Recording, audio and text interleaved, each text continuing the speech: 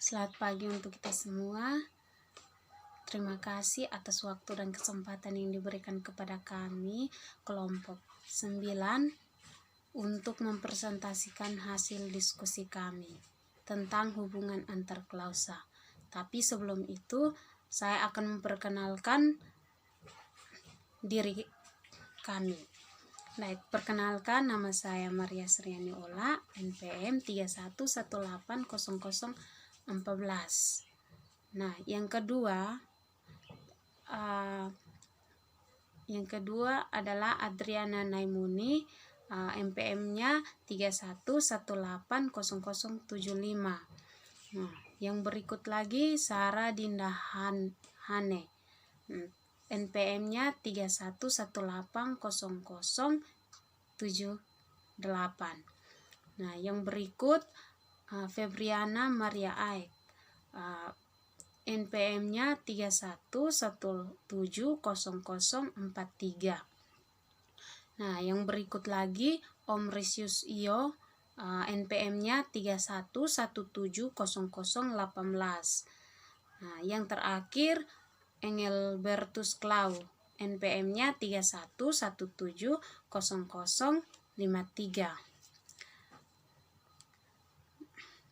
Baik, inilah perkenalkan dari kami. Sekarang kita mulai dengan materi. Baik, di sini saya akan menjelaskan hubungan antara klausa. Sebelum itu,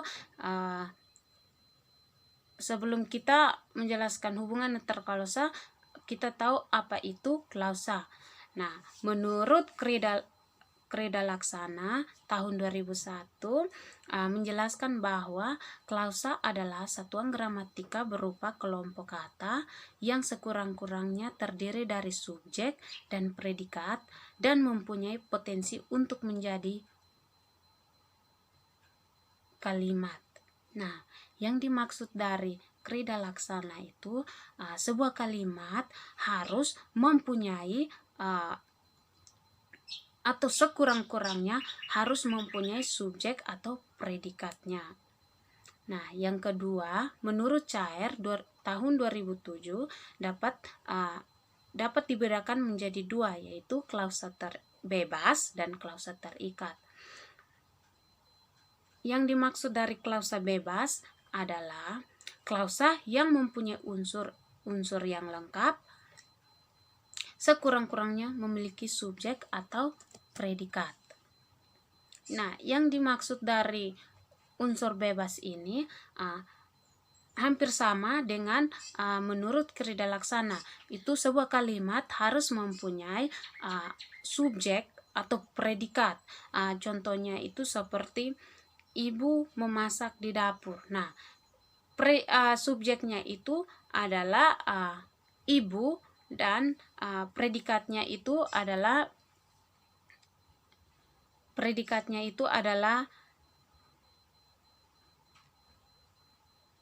memasak.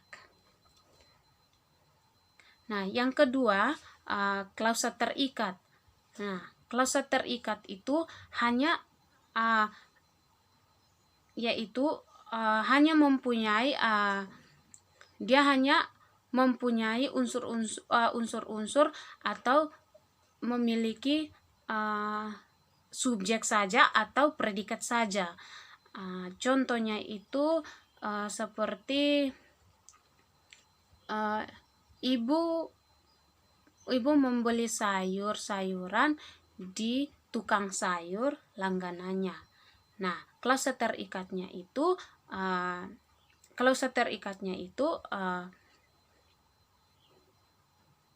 tukang sayur langganannya. Nah, itu adalah klausa terikat. Nah, di situ dalam klausa pasti ada konjungsi. Nah, konjungsi merupakan salah satu kata yang menghubungkan dua item atau kata, kalimat, frasa, atau klausa serta bersama-sama. Nah, contohnya itu seperti kita ambil contoh tadi yang klausa terikat, yaitu ibu membeli sayur-sayuran di tukang sayur langganannya. Nah, klausa terikatnya itu tadi saya sudah jelaskan, klausa terikatnya itu tukang sayur langganannya. Nah, konjungsinya itu dari, itu dia menghubungkan. Jadi itu konjungsinya itu dari tukang sayur langganannya. Nah, yang berikut kita lanjut di hubungan antar klausa. Nah, di sini hubungan antar klausa dalam kalimat majemuk koordinat nasi atau setara. Nah, koordinasi menggabungkan dua klausa atau lebih yang masing-masingnya mempunyai kedudukan yang setara dan struktur konsisten kalimat. Nah, hasilnya adalah satu yang sama. Nah, di sini hubungan antar klausa itu dibagi lagi menjadi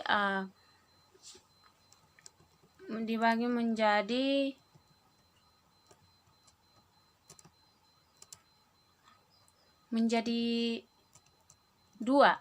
Yang pertama itu hubungan antar klausa yang tidak menyangkut satuan yang membentuk hierarki karena klausa yang satu bukanlah konsisten dari klausa yang lain. Nah, secara di gramatik hubungan ini dilihat dalam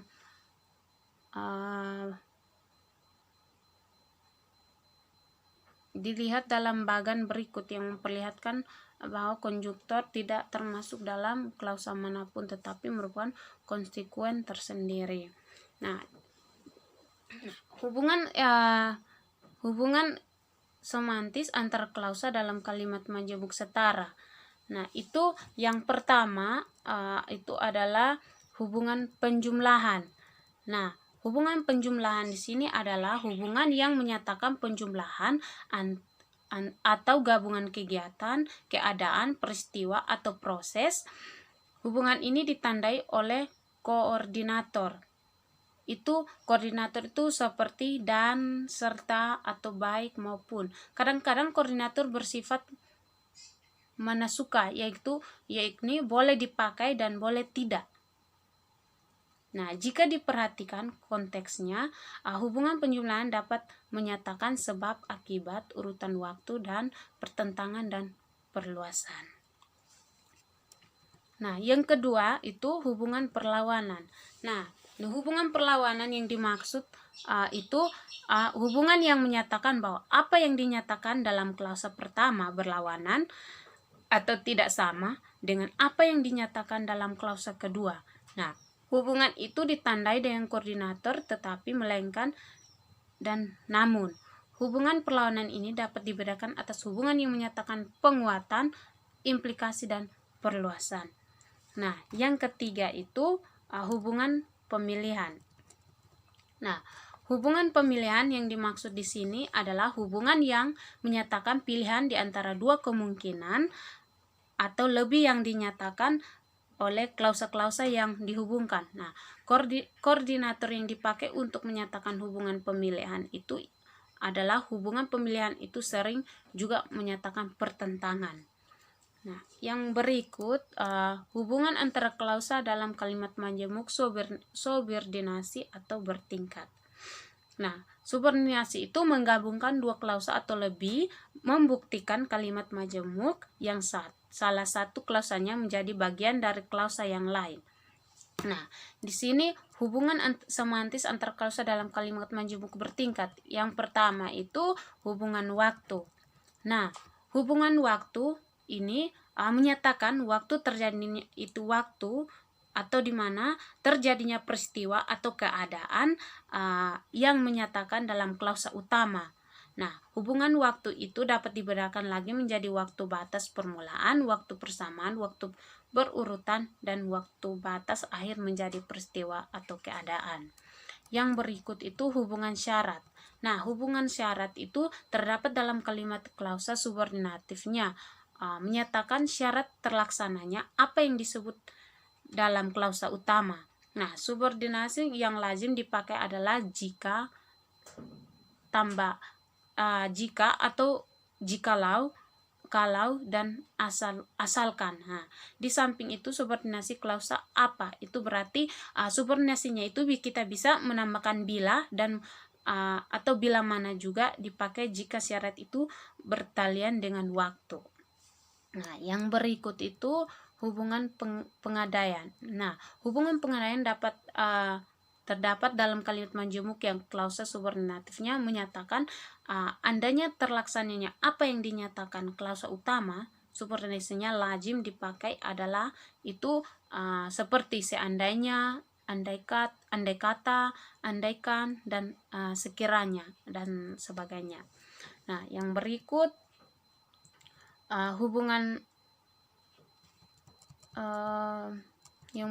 itu hubungan tujuan. Nah, hubungan tujuan itu menyatakan bahwa suatu tujuan atau harapan dari apa yang disebut dalam klausa utama. Itu dimaksud itu yang bisa dipakai untuk menyatakan hubungan itu adalah agar, supaya, untuk, dan biar. Nah, sebenarnya biar keterbatas memakainya pada ragam bahasa Indonesia informal. Nah, yang berikut itu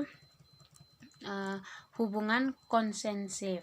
Nah, hubungan konsensif di sini tuh menyatakan bahwa yang tidak akan mengubah apa yang dinyatakan dalam klausa utama.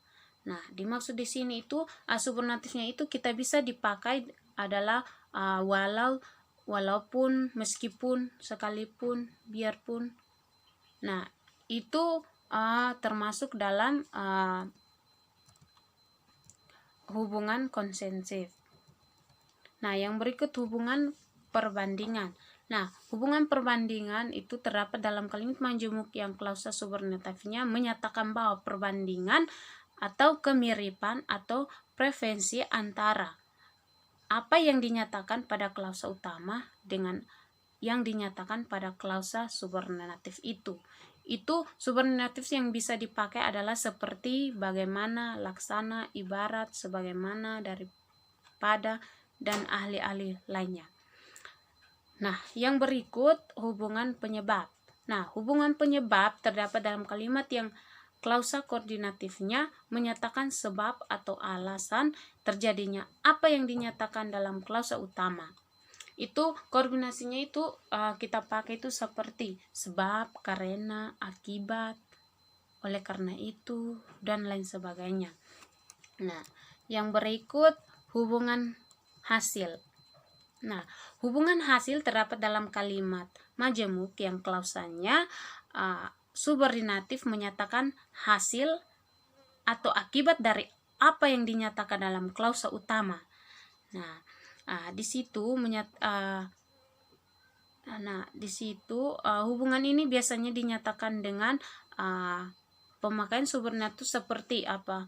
Sehingga, sampai, dan maka. Nah, itu hubungan hasil.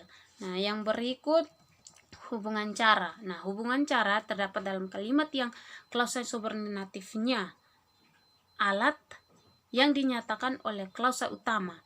Nah, subordinatif yang dipakai itu seperti cara, yakni, atau tanpa. Nah, itu dari hubungan cara. Nah, yang berikut hubungan alat. Nah, hubungan alat terdapat pada kalimatnya yang klausa subordinatifnya menyatakan alat yang dinyatakan oleh klausa utama.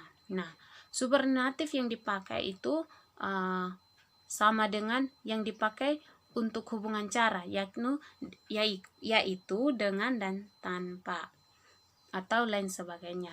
Yang berikut hubungan komplementasi. Nah, dalam hubungan komplementasi, klausa subordinatif melengkapi apa yang dinyatakan oleh verbal atau klausa utama atau oleh nominal subjek, baik dinyatakan maupun tidak subordinator yang sering dipakai adalah itu dipakai itu seperti bahwa atau lain sebagainya. Itu adalah hubungan komplementasi. Nah, yang berikut hubungan atributif. Hubungan atributif ditandai oleh subordinatif yang ada dua macam hubungan atribut. Itu yang pertama itu restriktif dan tak restriktif. Nah, hubungan atributif restriktif dalam hubungan seperti ini, klausa relatif membatasi makna dari nomina yang diterangkannya. Nah, yang berikut hubungan atributif yaitu tak restriktif berbeda dengan klausa yang transkriptif, hanyalah memberikan sekadar tambahan mendahulunya. Nah, yang berikut itu hubungan perbandingan. Nah, hubungan perbandingan terdapat dalam kalimat majemuk bertingkat yang klausa subordinatifnya dan klausa utamanya mempunyai unsur yang sama tarafnya. Itu dibagi menjadi dua. Yang pertama itu hubungan ekuatif. Nah, hubungan ekuatif itu hubungan ekuatif muncul bila hal atau unsur pada klausa subordinatif dan klausa utama yang diperbandingkan sama tarafnya. Nah, yang kedua itu hubungan komparatif. Nah, hubungan komparatif muncul bila hal atau unsur pada klausa subordinatif dan klausa utama yang diperbandingkan berbeda tarafnya. Nah, yang berikut itu hubungan optatif. Nah, hubungan optatif terdapat dalam kalimat majemuk yang bertingkat yang klausa utamanya menyatakan harapan agar apa yang dinyatakan dalam klausa subordinatif dapat terjadi. Nah, subordinatif digunakan dalam kalimat yang mengungkapkan hubungan optatif itu ialah semoga atau moga-moga dan mudah-mudahan. Inilah presentasi dari kelompok kami. Berikutnya kami berikan kesempatan kepada teman-teman untuk bertanya. Sekian dan terima kasih.